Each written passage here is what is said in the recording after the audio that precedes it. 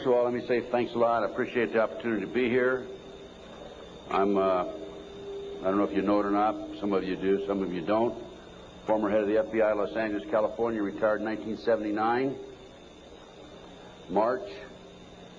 And shortly after my retirement, I was asked to investigate the Jeffrey R. McDonald case as a private investigator.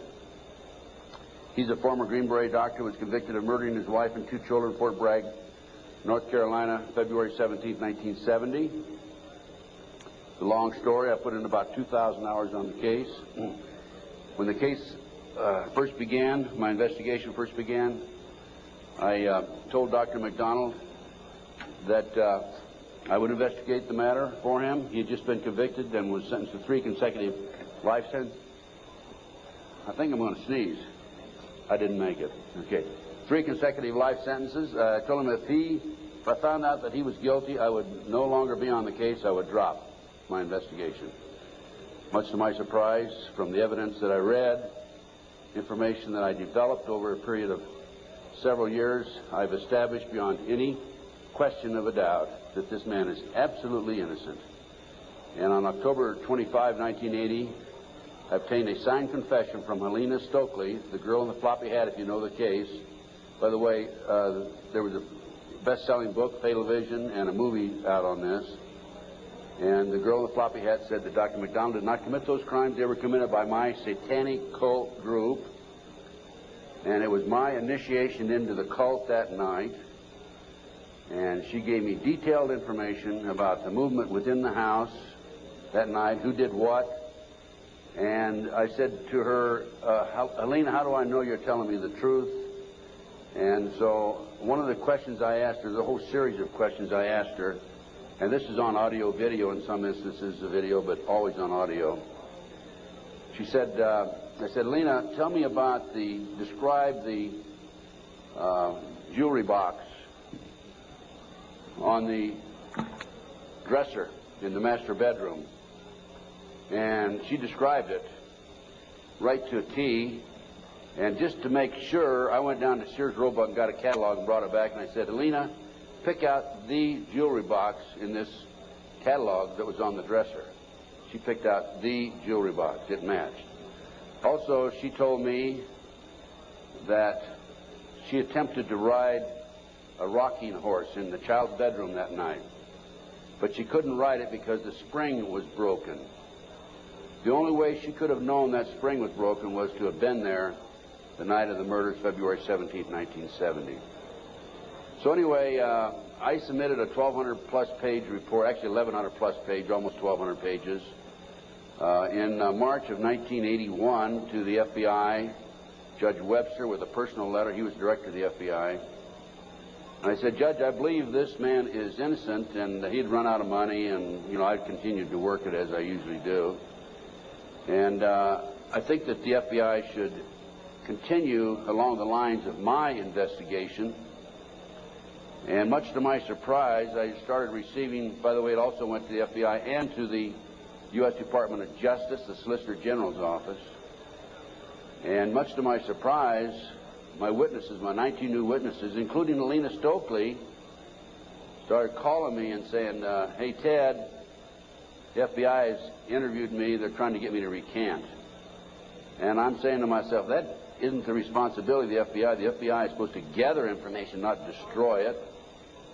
And that was my first clue that we had a serious problem in that case. And then I continued on, and I had a number of other cases that I handled privately. And in each instance, I noticed evidence was lost, destroyed, stolen. I noticed that there were strong indications of corruption. So I asked myself, now what's going on here? And over the years, I started gathering material until about 2 years ago. Up until about 2 years ago, I kept saying there's a loose-knit network operating in this country involving drugs, pedophilia, pornography, prostitution, corruption, et cetera, et cetera. 2 years ago, from my research, I'm convinced it's much more serious than that. It's more than a loose-knit network. It is a conspiracy.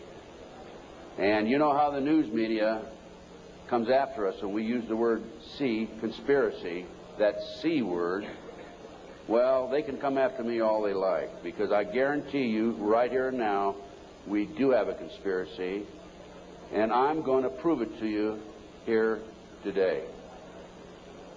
Now, one of the things that convinced me and really got me started in this regard, by the way, this conspiracy involves pornography, drugs, corruption, involves pedophilia, involves organized child kidnapping rings, the Finders out of Washington, D.C., CIA cover, covert operation, involved in the international trafficking of children, terrorism, bank accounts, and it goes on and on. By the way, I strongly urge you to go to my booth after this lecture and get my research, my book and my research on missing children.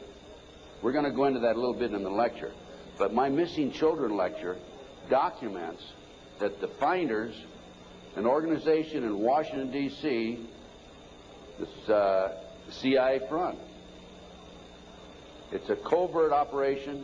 They're involved in the international trafficking of children. And I have a U.S. Customs report, official U.S. Customs report, in my book on the missing children. So I urge you to get it. It's only $10. Now, if you buy any of my products, any of my research, I beg of you, I don't want you to buy it unless you make a half a dozen copies and send it to your friends, okay? The name of the game with me is not copyright. I could care less about copyright. The name of the game is education, education, education. We need to know what's going on in this country today. So any of my research that you buy, please make copies and get them out to your friends. That's what it's all about. After one of my lectures, here's about 2 years ago, this is why I changed my mind from and using the word Loose-Knit Network to conspiracy. After one of my lectures, a gentleman came up and gave me a book. He said, Ted, in fact, that lecture was specifically on the McDonald case. Ted, here's what it's all about. Take this book and read it. And this is the book, folks. It's called Pawns in the Game. Now, if you don't know this book, you don't know of it, I urge you to buy it. I've been trying to buy it, but I noticed one of the vendors out here has it. And please, go get the copy of this book. I forget which vendor has it. What? CPA book. Yeah. I noticed they had 3 copies. Are you with CPA book? Huh? Richard Flowers is CPA. Richard Flowers. Go get this book when it's over and order some more copies. I'm going to order some myself and start selling them in my flyer. Anyway, it's called Pawns in the Game, and it's by William Guy Carr. William Guy Carr had the same problem I did. He wanted to know what's going on in America and around the world. He was a Canadian, however, and as a result of his research, he wrote this book. So we have the Illuminati. Now, the Illuminati was established in 1776 by a fellow named Adam Weishaupt. In 1773, he was commissioned by one of the Rothschilds, House of Rothschild, to put together an organization called the Illuminati. And he culminated his work in May the 1st, 1776. If you'll notice, that's a communist holiday. And we're going to have to move along pretty fast. This is actually a 4-hour lecture I'm going to give you today. We're going to do it in probably an hour and 15, 20 minutes. But some of his goals, and the goals that he was commissioned to set up, there were 25 of them. And here they are right here. Here's the beginning of it right here. And rather than read each one of them, I'm going to summarize it, okay, because we got a lot of work to get into. Number 1 issue was men are inclined to evil rather than good. Number 2 goal and issue was to preach liberalism. Number 3, use the ideas of freedom to bring about class wars. That's what we're doing today. Number 4, any and all means should be used to reach our goals as they are justified. Any and all means. Number 5, their rights lie in force. We're talking about the Illuminati rights lie in force. Number 6, the power of our resources must remain invisible until the very moment when it has gained the strength that no cunning or force can undermine it. And if you will notice, it's been very few people know about the Illuminati, so they have maintained their invisibility until most recently. Number 7, advocated mob psychology to obtain control of the masses.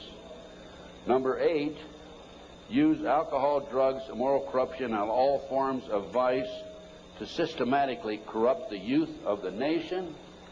I mean, I don't need to document that one. How about South Central L.A., CIA drug operations coming in there? How about Mena, Arkansas? Drugs coming into this country, arms and munitions going out. If you don't believe me, talk to Terry Reid, talk to Chip Tatum, talk to some of these other individuals who I know personally know. During the recent, last fall actually, drug hearings by Mr. Arlen Specter, Senator Arlen Specter, one of the big phonies of Washington, D.C., the magic bullet theorist, I watched those hearings, and I couldn't believe the mamby-pamby, weak witnesses he brought forward, people that really had no direct knowledge of the drug operation. And that hearing was about bringing drugs into South Central L.A. by the CIA. I sent him a list of 16 names of people who had personal, direct knowledge of drugs being brought into this country by the CIA. Never heard another word. None of those people ever appeared as witnesses. I might also mention in Oklahoma City, I sent my report, copy my report back to the committee. I sent them a fax and said I had information which would be vital to your investigation of the Oklahoma City bombing. That report, by the way, is also available to you. I urge you to buy it. Never received a response. Number 9, seize property by any means. We're seeing that on a daily basis. Farmers, businessmen, people who are arrested on nebulous charges, their property's being taken away from them. Here's an example right here. This lady right here, she lost everything. Everything. They've come out and raided her house twice, Linda. Twice, Linda. This lady had a house that she bought before her marriage. It was in her name, and they seized it. She no longer has that house. Number 10, deal with the use of slogans such as equity, liberty, fraternity into the mouths of the masses in psychological warfare. Boy, if that isn't Bill Clinton, I never saw it and never heard it before. That man is unbelievable. As former Congressman Dennemeyer describes him, he's a draft-dodging, womanizing, pathological liar, and he certainly fits into item number 10. Number 11 dealt with war, number 11 theory and goal. In 1773, Adam Weishaupt set down policies that were publicly announced in 1939, folks. 1773, publicly announced 1939 by Britain and the United States. And the war should be directed so that the nations on both sides are placed further in debt and peace conferences conducted so neither combatants obtain territorial rights. Yalta. Perfect example. Stalin, Roosevelt, Winston Churchill after World War II. Number 12, told those present that they must use their wealth to have candidates chosen to public office who would be obedient to their demands and would be used as pawns in the game by the men behind the scenes. The advisors will have been bred, reared, and trained from childhood to rule the affairs of the world. We have that today without any question.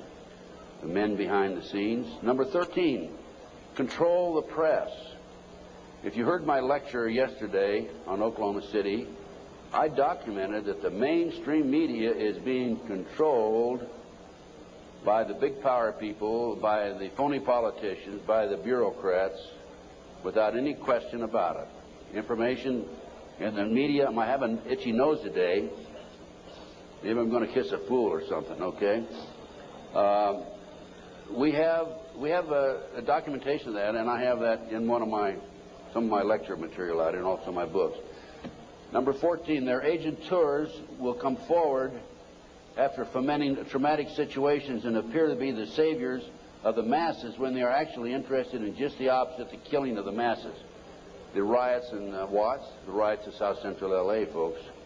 Number 15, create industrial depression and financial panic, unemployment, hunger, shortage of food. Use this to control the masses or the mobs, and use the mobs to wipe out all those who dare to stand in the way. Well, I'll tell you right now, every expert I've talked to is talking about food shortage. And it's coming, I'm convinced. And we also know about the market crashing here in October. I had a market specialist on my radio talk show, and if you don't listen to my show, I urge you to, because it's a real good, solid education for you. Just this week, George Green, he was also on my show on October the 6th. George told us on October 6th there would be a crash of the market in October. It came. Now he told us this week there will be another crash, and it will drop, he thinks, 2,000 points. So we'll see what happens. I hope it isn't true. Number 15, create industrial depression and financial panics, unemployment. I've already covered that. Number 16, infiltrate into the secret Freemasonry to be used for their purposes. That's been documented many times. Number 17, expound the value of systematic deception. Use high-sounding slogans and phrases and advocate lavish promises to the masses, even though they cannot be kept. Again, Bill Clinton. George Bush was good at that, too, by the way. What's the difference between the Republicans and the Democrats high up? None. Zero. You know, Mr. A, who has a booth next to mine, mysterious Mr. A, he talks about subliminal messages. If you look at the logo of the Republican Party, you know the elephant with the 3 stars across the top? Well, if you look at it today compared to 2 years ago, the stars have been inverted. The point used to be at the top 2 years ago. Now the point's at the bottom. Satanic, folks. I can't say for sure, but that's a subliminal message. Inverted stars. Number 18, detail plans for resolution. Discuss the art of street fighting, which is necessary to bring the population to a speedy subjection.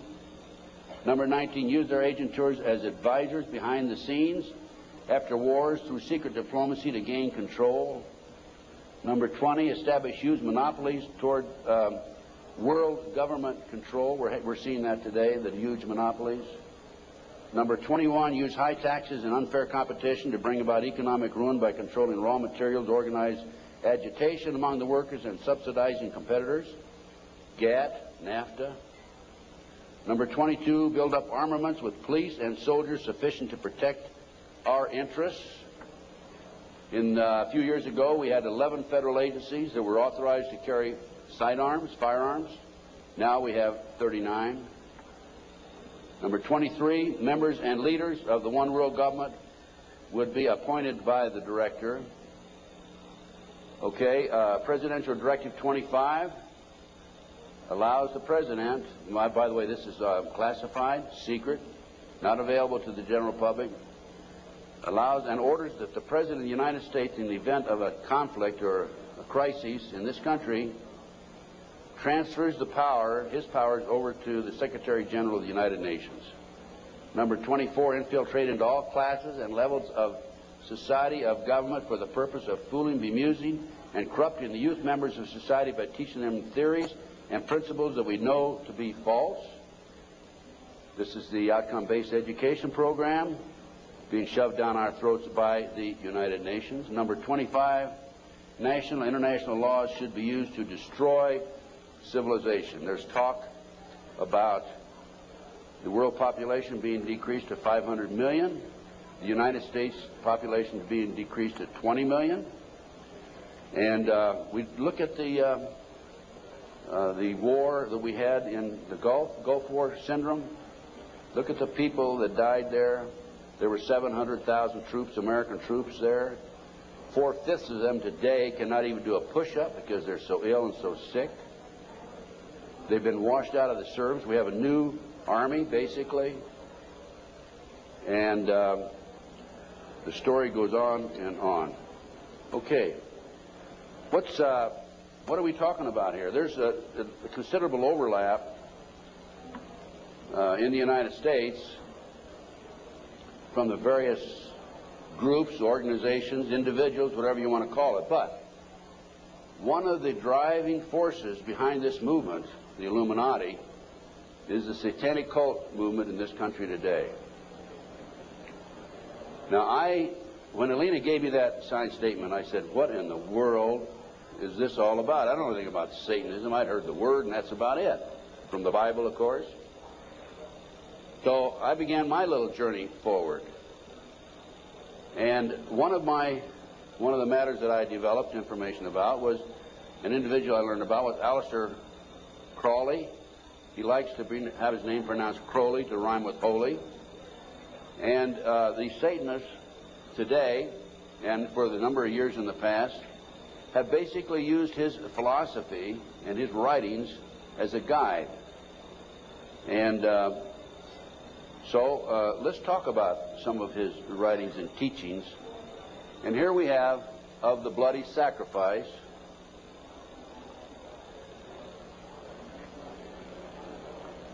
And here we have The Blood is the Life.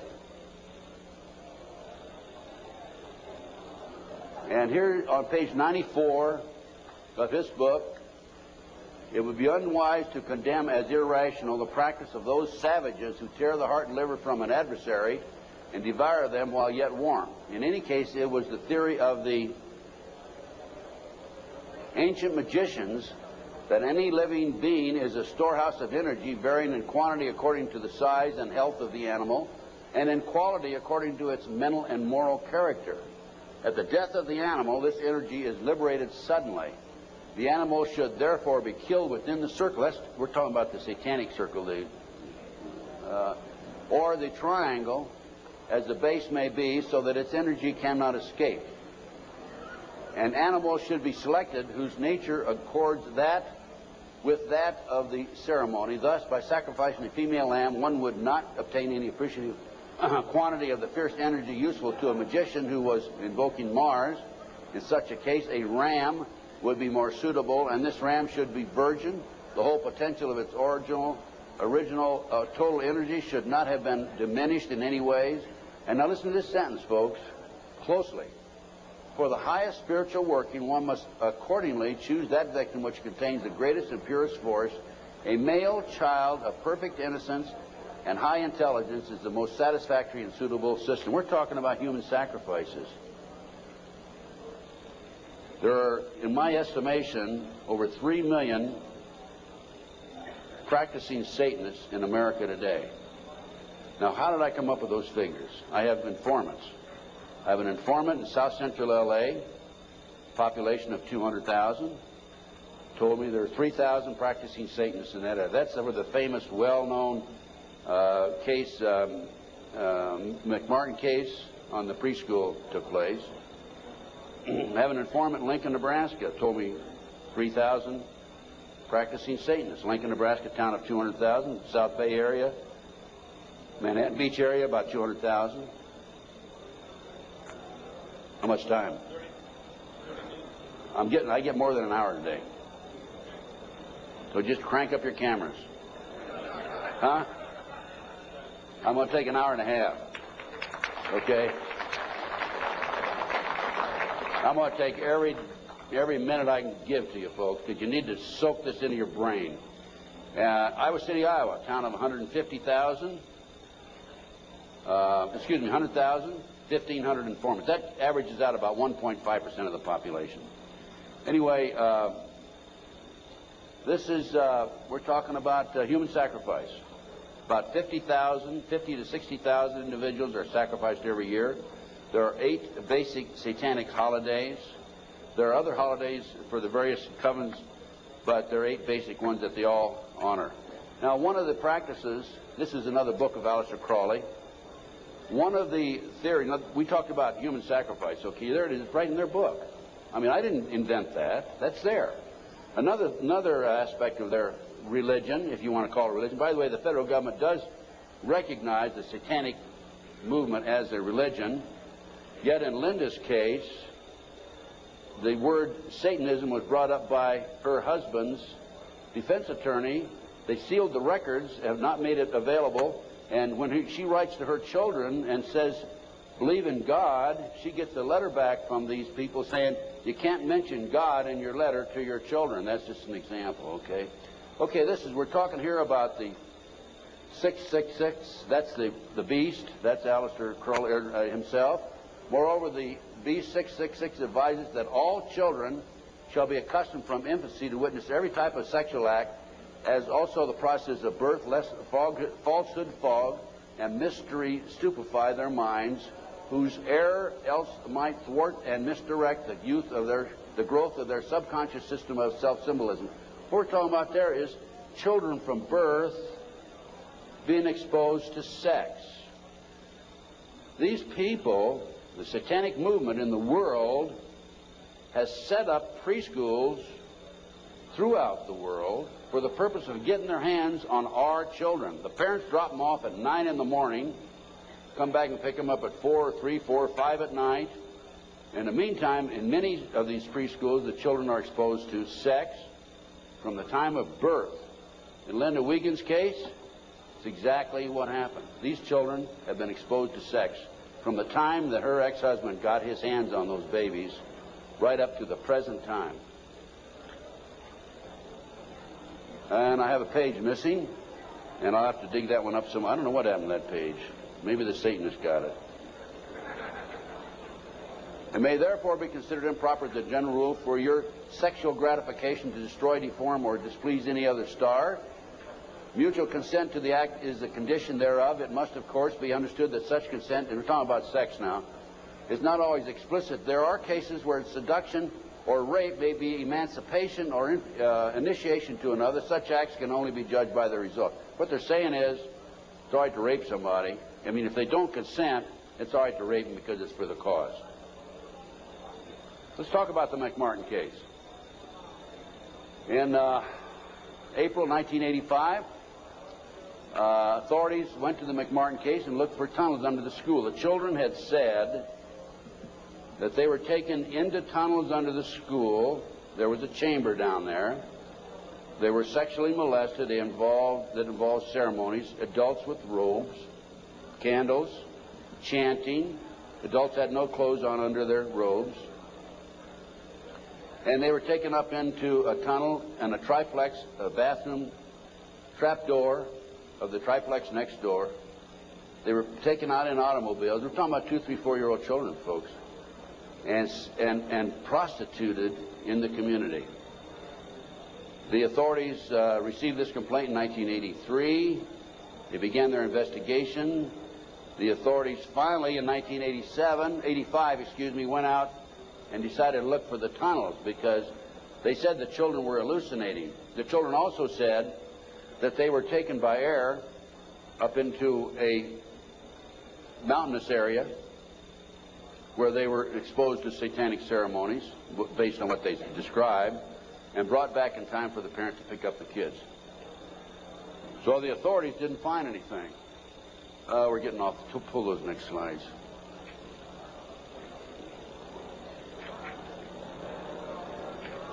Well, I'll tell you what. In the spring of 1993, I heard that the property of the McMartin School had been sold from the McMartin family to the defense attorney, actually given to him.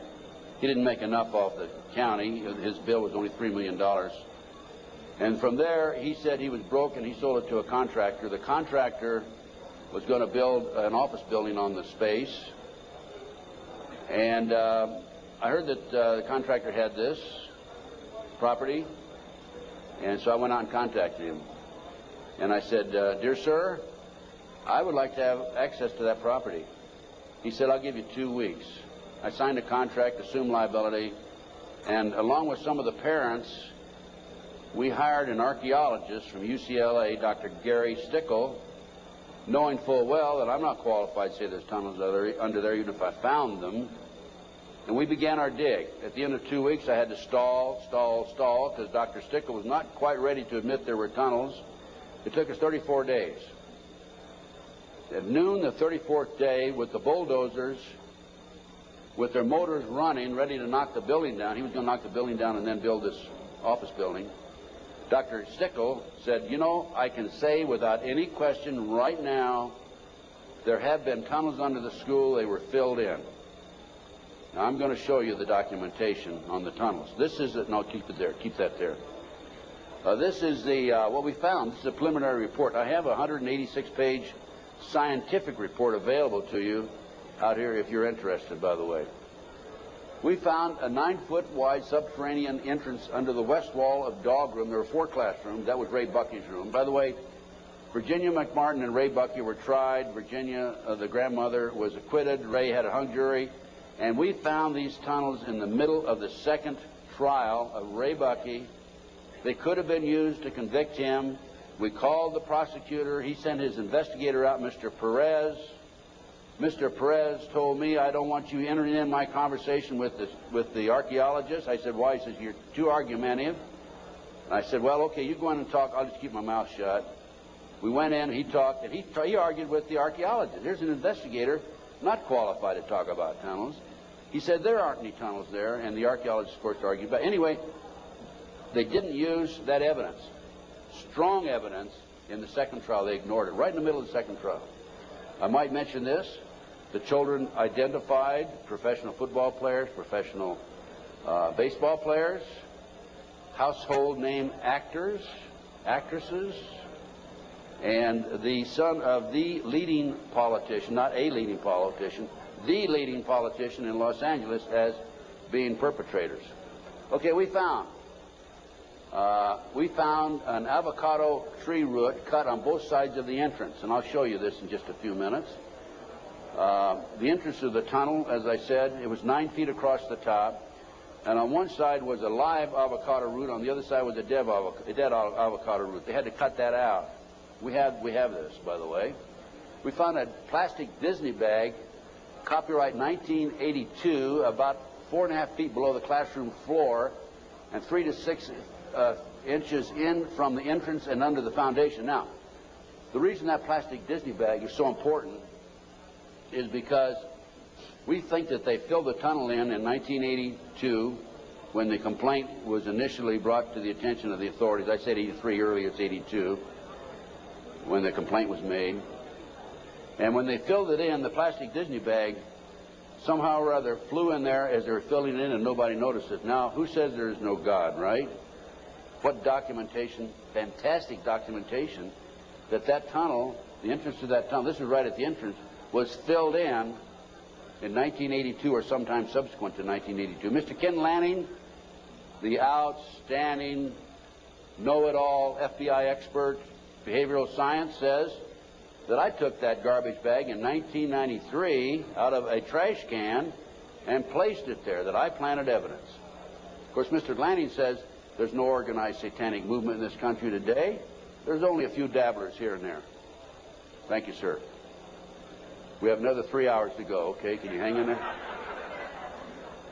Okay, the tunnel proceeded south, then 45 feet through classroom 4 and 3 and north, then 10 feet within the classroom 4. The tunnels were 30 inches wide, 44 to 46 inches deep, with the top of the tunnel 30 inches under the classroom floor. The children were able to walk through it. We're talking about young kids now, right? The adults had to stoop down and walk through it, but they could do it. The tunnels were built in kind of a triangular, or I should say a semicircle type, so that they had natural support, I guess. These people know everything. They are brilliant. The footing between classroom 3 and 4 was arched, for the tunnel passed underneath it, and 12 inches shorter in depth at this location than the same footing 12 feet to the north. I'll show you that in just a minute. That's significant, because the arch was where the tunnel went, and it was arched in that particular location, whereas 12 feet away, it was 12 inches longer or thicker. Footing between, let's see, there were 4 large upright containers were found in the tunnel under the arch, obviously hand-placed. A 9-foot wide chamber was found along the tunnel across classroom 4. The top of the chamber and the top of sections of the tunnel had layers of plywood covered with tar paper, which had apparently been supported by cinder blocks and 2x2 and 2x4 wooden posts found underneath. Tunnel features made it evident that the tunnels had been hand-dug. The 7-foot tunnel extended into the triplex next door. Tunnel extended from the bathrooms off the office and classroom 1 to the front yard of the triplex next door. Front yard concealed from the street by a 3-car garage. Children described the entrance and exiting tunnels in the triplex yard exactly where the tunnels and exit were found.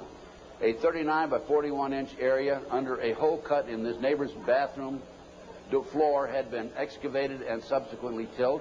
Now, that was where the kids told us ahead of time that they were taking it up in a trapdoor in this bathroom. And there was a crawl space in the house about like this, and we got one of our skinny archaeologists to go in there, take pictures. The bathtub protruded underneath the floor of the bathroom. There was a bathroom in the back of the same building in another apartment. It did not protrude there. This was the space we're talking about, 39 by 41 inches. Just enough room for a kid to come up and be taken out. Other significant facts: small white plastic plate with 3 pentagrams, hand-drawn on the top of the light green paint, was found by the archaeologists. Pentagrams were hand-drawn by an adult and not part of the manufacturer's design. Many other artifacts were found whose analysis will be released upon completion of the test. The analysis has been released. That's the scientific report I told you about.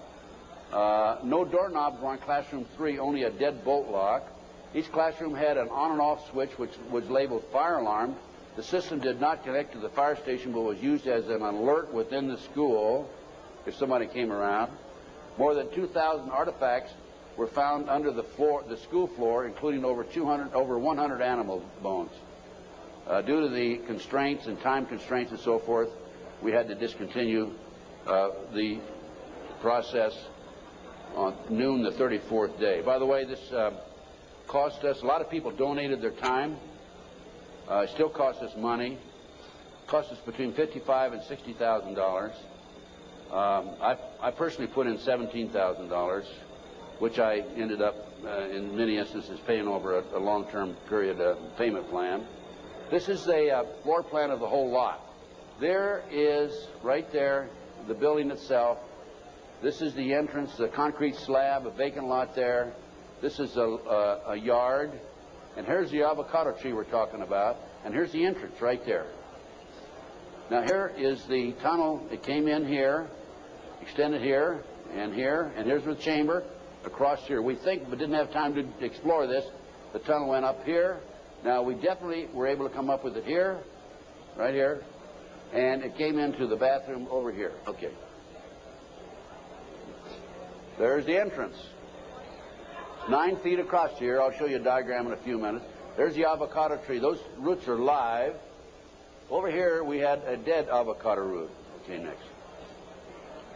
There's a plate that was found in the play yard, buried about 6 inches under the sand, with the pentagram on it. That's right. And here's a diagram of the tunnel. This is the entrance to the tunnel. Now that's the floor, the footing for the classroom 4. Here's the plastic Disney bag, was located right there, partially under the footing and partially out. And this AF means artificial fill. And this was the shape of the entrance. Okay.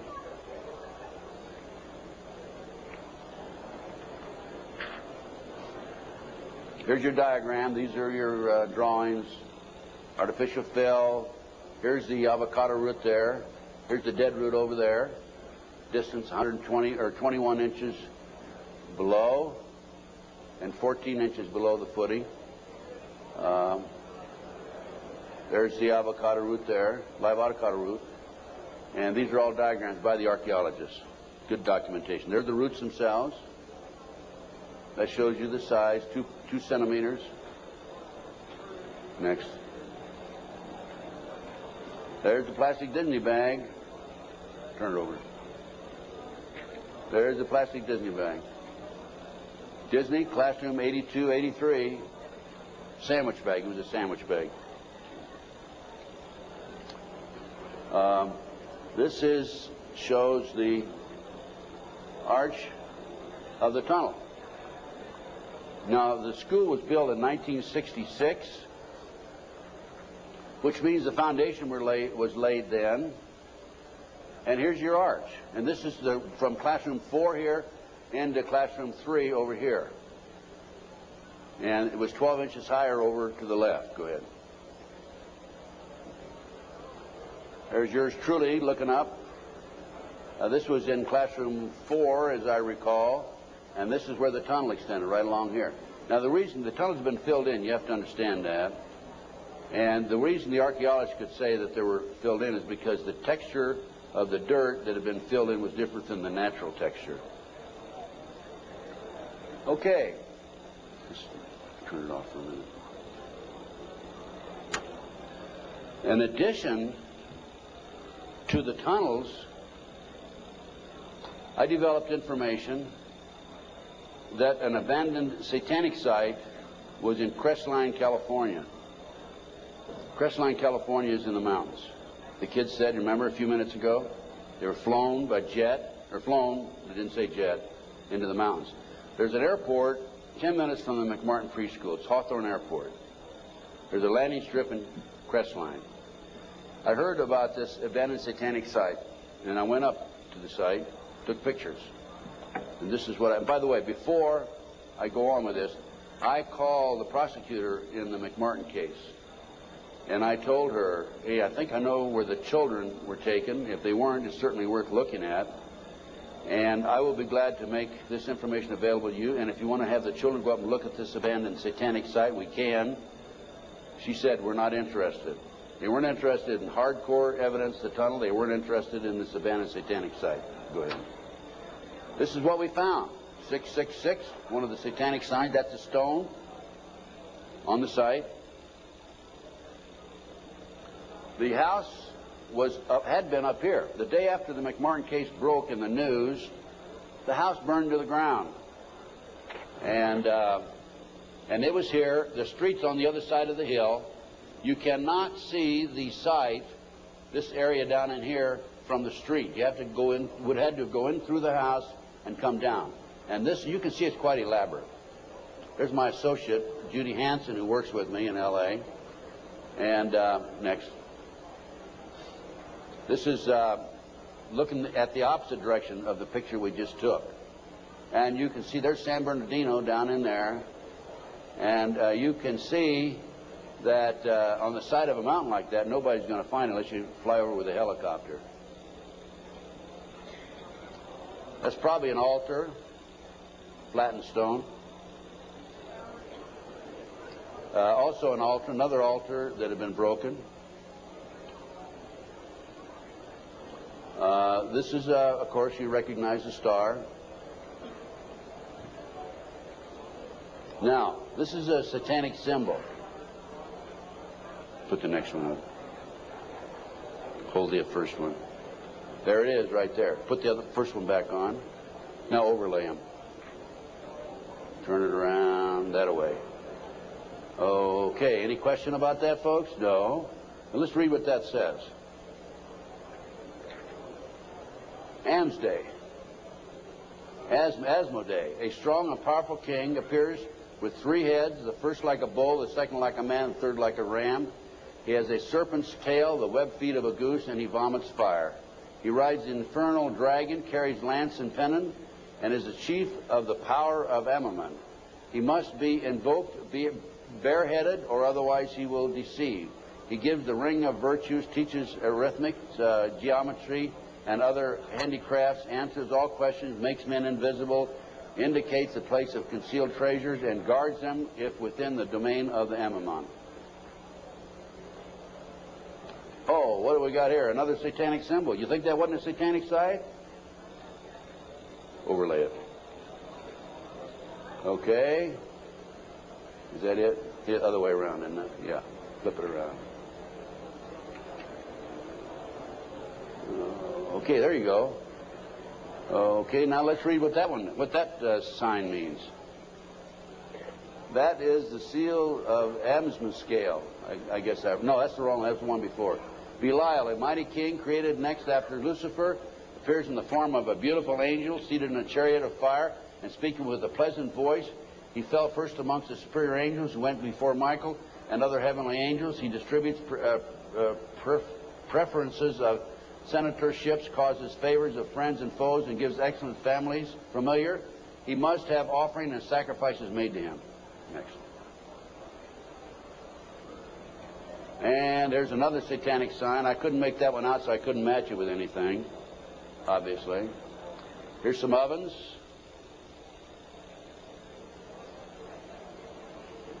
That was a large circle with a number of signs in it, a lot of writing. We couldn't get up high enough that we could take a good picture of it. Next. And just put that back a minute. That's another case. Okay, nothing came of that. Nobody was interested in an abandoned satanic site, even though it appears to have been related to the McMartin case. I have to say that I was very disappointed. We gathered this evidence privately. The police don't have the capability of doing so. Too many high-pressure people involved. Too many prominent individuals involved. So that's just an overview of the McMartin case, folks. No question in my mind that it was a satanic operation. And Dr. Roland Summit, UCLA psychiatrist, says, we've done a lot of research in this field also, that there are 50 other preschools in the country where the kids have talked about going down into tunnels. Now, this is another case that I worked out of Philadelphia, similar case to Linda's. And this is the Lou Bear case. Lou called me back in, I guess, the late 80s. And he said that he had gone underground with his children. The great FBI came in with their SWAT team, as they did with Linda, raided his house, grabbed him, put him in jail, took the children, turned them over to his ex-wife, whose boyfriend, according to the children, was sexually molesting them. And Lou said, what can I do and how can you help me? So I was willing to go back and testify for Lou. And one of the matters that I was going to testify about were the drawings by the kids. And it's not a funny thing, but it's an established fact that children who have been sexually molested for some reason or other, when they're, 2, 3, 4, 5, 6, 8, 10 years old, whatever, will invariably draw pictures of their activity, of their exposure to these nefarious matters. Invariably they do that. Now, when I was that age, I was drawing cars and airplanes, and the girls were drawing flowers, right? But these kids invariably will draw these pictures. As you can see from Linda's case, she has pictures at her booth that her children have drawn. Now, I was going to go back and testify for Lou, and I was going to say that based upon my reviewing the pictures drawn by the children, they've been exposed to a satanic activity. This is the most telltale of all the pictures. I'm going to show you a series of them. This is a totem pole with a goat's head at the top. Children at the various highest level. I understand, again, I say I understand because I'm not sure, because there's so much secrecy involved in the satanic movement. 8, 10 layers of classes of people within themselves, like the dabblers on up to the very highest level. But from my sources and my informants, I've been told that the various highest level of Satanism, you will have the totem pole, which is usually 3 to 6 feet tall, made out of wood, with the goat head at the top. So I was going to testify that based on my experience, that these children were exposed to the highest level of Satanism mainly because of this drawing right here, the totem pole with the goat's head. The judge would not allow me on the witness stand. I flew all the way to Philadelphia from Los Angeles, wouldn't allow me to testify. These are some of the other drawings. This is a body on a slab, undoubtedly an altar where they sacrifice in blood. The genitals, and let me mention this also, children who have never been sexually molested in a recent study, not a recent study, a study back about 7 or 8 years ago, children who have never been sexually molested do not draw the genitals. Children who have been sexually molested, a high percentage of them draw the genitals, and so children who have been ritualistically sexually molested, higher percentage will draw the genitals. Little Matt Bear drew a picture of people, a fire, a baby being thrown in the fire, human sacrifice, obviously. An altar, bone, liver, blood, kitty. And another ritual ceremony. Here's trees, people, fire. And another, people have no cloth on, he says. Table, knife, devil. Okay, that's the Lou Bear case. Now, I think we're going to we got just a few more minutes, and I want Linda to take the podium, talk about her case. But I'm going to run through these next slides real fast, Linda. 100,000 children disappear every year per Reader's Digest, July 1982. Next. This is the official U.S. Customs report that establishes the great CIA, under the name Finders, a covert operation, is involved in the international trafficking of children. It's about 9 or 10 pages long. We'll just flip through the pages. If you want to take a look at this report, go to my table and take a look at it. And if you want, please buy it. It's $10. Make copies. Get it out to your friends. Okay, keep going. Just go real quick. Keep going. Go to the last page. Just flip them and then just go to the last page. That's how long it is. Keep going. And some more. That's it. Okay. The way this case came about is a group of children were seen in a park in Tallahassee, Florida in 1987. The police were called. The men were well dressed. They had a van. Police came out, talked to the kids. The kids said they were en route to Mexico to a smart school. And the police traced that van back up to the Finders in Washington, D.C. They raided the Metropolitan Police Department, raided the Finders headquarters and also a warehouse. And they found all this paraphernalia. They found information about international trafficking of kids all over the world. The Finder, based on my research subsequent to that, again, CIA covert operation. The customs agent was called into it because of the possibility of pornography, and I guarantee that there was pornography involved. Guarantee, okay? Now, this report, this was his report. Again, this is available, Missing Children, $10 at my booth. This report is the final interview by the customs agent when he attempted to go over and get more information than he'd already developed. Okay, let's just go over this. Leave it there. Yeah, leave it there. Okay. April 2, I arrived at the Metropolitan Police Department at approximately 9 a.m. Detective Bradley was not available. He was the detective who was supposed to help him. I spoke to a third party who was willing to discuss the case with me on a strictly off-the-record basis. I would advise that all the passport data had been turned over to the State Department for their investigation. They found passports in the van. The State Department, in turn, advised the Metropolitan Police that all travel and use of the passports by the holders of the passports was within the law and no action would be taken. This included travel to Moscow, North Korea, and North Vietnam during the late 50s and mid-70s. Folks, it was illegal to travel there to those countries during that period. The individual further advised me of circumstances which indicated that the investigation into the activity of the Finders had become a CIA internal matter. The Metropolitan Police report had been classified secret and was not available for review. I was advised that the FBI had withdrawn from the investigation several weeks prior, and that the FBI Foreign Counterintelligence Division, that's FBI headquarters, by the way, had directed the Metropolitan Police Department not to advise the FBI Washington field office, that's the field office, of anything that had transpired.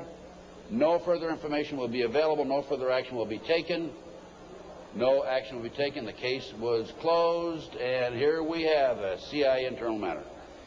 The Finders group, the Finders case organization, was founded by a CIA agent back in the early 60s, and here we are, 1987, still operating. I have the man's name. I have all the information on it.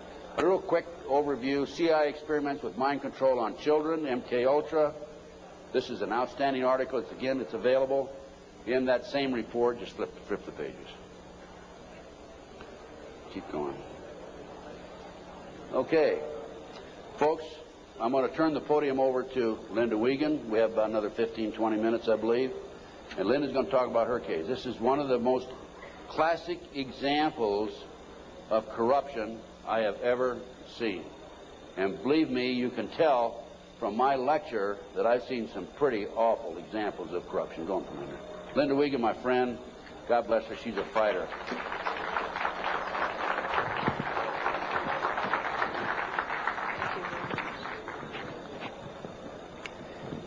Thanks. I'm here to tell you I'm a living, breathing example of what happens when a satanic cult abuses your children. And sometimes I put slides above the abuse, but after seeing the slides of the children this morning, I think you understand what this is about. And there's pictures over at the booth right out here. The devil to me, maybe 10 years ago, was something that was, I went to Catholic church. I'm still Catholic and Christian. I went to church, and the devil was something out there that you didn't want to talk about at night, and you didn't talk about in the dark, and it was just something in science fiction movies. My children disclosed just sexual abuse in early 1993. They were masturbating. They were pulling their pants down at the supermarket. They started having oral sex with my St. Bernard, inserting pens and pencils into the dog's rectum. The behavior got worse and worse and worse. I woke up one morning. I don't usually talk about this stuff. I woke up one morning to the bread, the butcher block that you cut bread on, because I'm a vegetarian, so it wasn't a butcher block. And there was a huge bread knife in the middle of the butcher block with a big pool of ketchup in the middle of it. And that was on my kitchen table. And I said to my children, what is this? Who did this? What does this mean? And my son John said, Mom, this is some of the things that we have to see and that have been done to us. I knew I had a big, big problem, and I had no idea what it was called.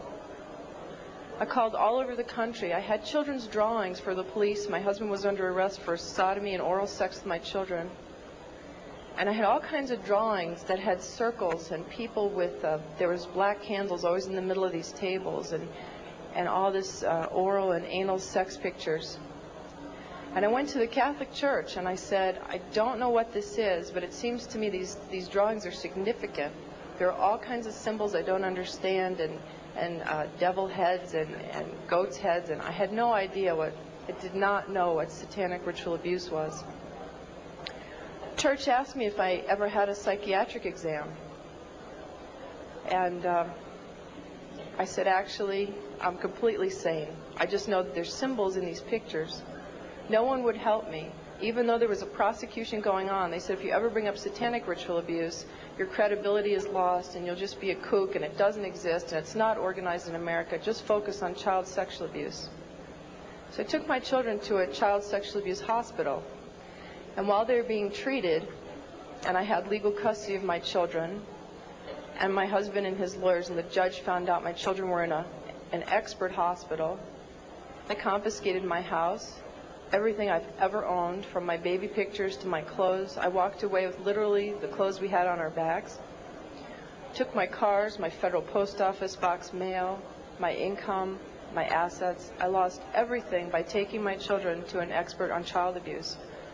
It was trying to stop me from what my children could disclose from being uncovered, to try and just break that we had no assets to have my children have medical attention.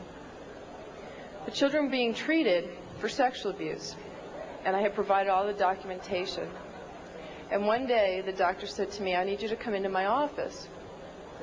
She said, this is a classic case of SRA. I had no idea. I mean, SRA, is that like an Irish Republican Army thing? I don't know what SRA is.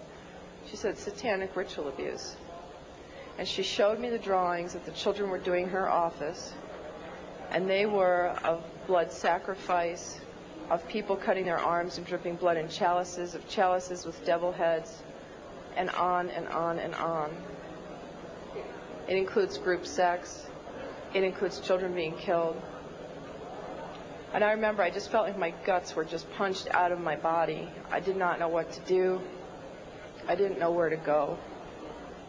I called every organization in the country asking for help, children's organizations.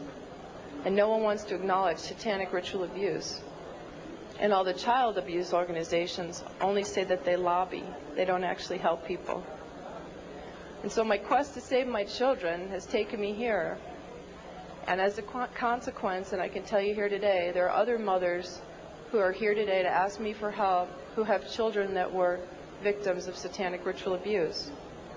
And it's really hard for me because I'm only one person, and my life has been annihilated, although I have to say it's being rebuilt for the better. But John and Ben, my boys, are 11 and 8, and have lived for 15 or 16 months in the home of a satanic abuser who has been documented as a member of a cult, who 25 people and the state's attorney in Connecticut are investigating and have substantiated sexual abuse and the cult. And yet the governor and no one has been acting to protect my children. So it makes me wonder just how high this goes. But I'll tell you a story about a little boy that affected my life, and I guess it's besides John and Ben, who I always think about and who I want to stop this from ever happening to another child again. I heard a story about a little 8-year-old boy. His mom had taken him to protect him, and they were found. And I had been underground for 3 years, by the way. The mother and this little boy were found. The little boy was taken to a basement. He was crucified alive. First he was skinned. When they torture the children, it causes a physical reaction of the endomorphins in your body to just increase because of the terror and the pain. So when the Satanists drink the blood, they actually get like a chemical, a high, like a drug high from the blood of a tortured victim. And this little boy was found in the basement dead, with no blood, skinned alive and crucified. This cannot happen to any more children. I can't do it alone. My children are there. It's really hard. I need each one of you to know this is not a fairy tale. This is not something out of science fiction. I was a mom who ran a charity and baked oatmeal cookies for my kids. And because my children are victims, I have to stand here and I have to tell you these horrible stories. And I could tell them all day and all night, because both Ted and I get letters and calls for people begging for help all over the country right now. And the only way we can help them is to help save John and Ben first, set the precedence. We will not tolerate this anymore, not only to the children, but to our own lives. And we will not tolerate this. We must stand together. And I ask you to please, especially prayer and donations and letters, and help me save John and Ben. And then the rest of us are forming a task force to go around the country and start saving everybody else. Thank you very much.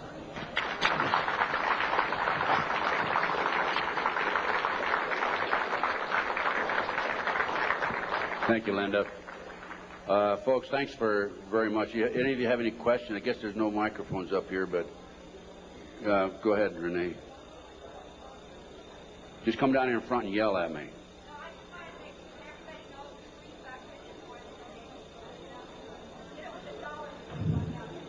It's immediately behind this curtain on the left, and if you can just go put a few dollars in the basket there, it'll help. What we have now is we have a team of investigators organized in Connecticut.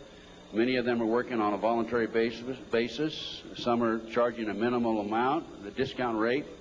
We have attorney fees. We have filing fees to file the civil rights federal violation case against the 4 judges. And the state of Connecticut, which was filed here about 10 days ago, cost us $1,000. We served the 4 judges, 2 attorneys, and the governor with letters just about 2 days ago telling them unless they release the oldest boy back to Linda.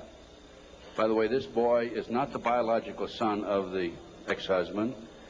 He never adopted this child. Unless they release this child back, we're going to file criminal felony charges against the judges and the governor and others in the state of Connecticut. And we're not kidding. We're going to do it, okay?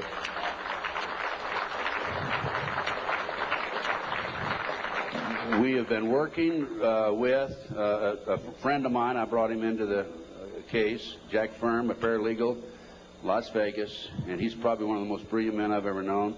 He's doing circles around these attorneys who have taken thousands of dollars, by the way, and he has really responsible for what's happening today more than anybody else. We're all a team, but still he's the one main man in the arena as far as the law is concerned. Any other questions that we have? Yes, come on up to the microphone, please. Come to the microphone, because they need to get this recorded. We listen to your stories, and we wonder if this happens to us or our family or anyone. Where would you go, and who would you go to? You quit the FBI. Terry Reid quit. And you implied that the governor, right on down, and, the president and all are crooked at the dog's hind leg. Who would you talk to if you had a problem tomorrow? Who would you talk to if you had a problem tomorrow? Give me a call. I'll help as best I can. I have a network of people that can probably help you. I have a number of people contact me over the last several years, and I refer them to other experts. And we'll have to take each case at a time, but if we can help you, just give us a call. I have a flyer out here. It's got my phone number on it. No, I'm referring to something happens here in Denver. I need help. Do I call the police? Do I call the governor? Who do I call? If they're all crooked, as you implied, and I believe you, you go to them, and they draw a line and say, we're not going to investigate. What do you do? Well, that's why I'm saying call me, because we have the network of people, and we're in the process of forming a foundation. And we're going to be seeking some money to finance it. And as Linda said, we're going to have a task force that will go around the country and handle these problems. We're probably going to be busier than the one-armed paper hanger. But just give us a call. We'll do what we can to help you. We'll try to help you. Can you go to the police? Yes. Go to the police. Make a matter of record. What I suggest you do with the police is go talk to them personally, and then go back and write a letter, confirm your conversation, send it registered mail so you have it on record. Anybody you talk to in these type cases, make sure you have it a matter of record. Certified mail. Yes, question. Yes. Will you name public profile figures that were suspects out in the California case? The people that were named by the children? Can you do that? No, I can't name them because I can't prove it. All I can tell you is what the kids said. And the kids, they basically have said that the children were not credible. And I think if I said anything, I'd be opening myself to a lawsuit. I'm not afraid. If I could name them without being sued, I would. But believe me, they're very prominent people. They're household words. What elements of possible satanic abuse do you see in the John Bonet case? Interesting question. What elements of possible satanic activity do I see in the Bonet case? I can't prove it. From the day that case broke in the news until today, I see signs of it, indications of it. The tourniquet around the little girl's neck. One of the practices that they have in their mind control activity is to take a child right up near death and then bring them back from close to death. I would suspect that that's a possibility here, that they took this child too far and the child passed away. I don't know again, but I'm saying based on my experience and expertise, good possibility of that. I'd say there's a good possibility that, in fact, I'm confident that the family knows much more than what they're telling. The fact that they were not cooperative for a number of months would indicate that. My instincts tell me that. I would have to say she was probably a victim of a pedophile operation or a pedophile ring, which dovetails into Satanism and cult activity. Any other questions? Well, thanks, folks. I enjoyed appearing before you, and I hope you learned something. Go buy some of my research and make copies and pass it out. Education.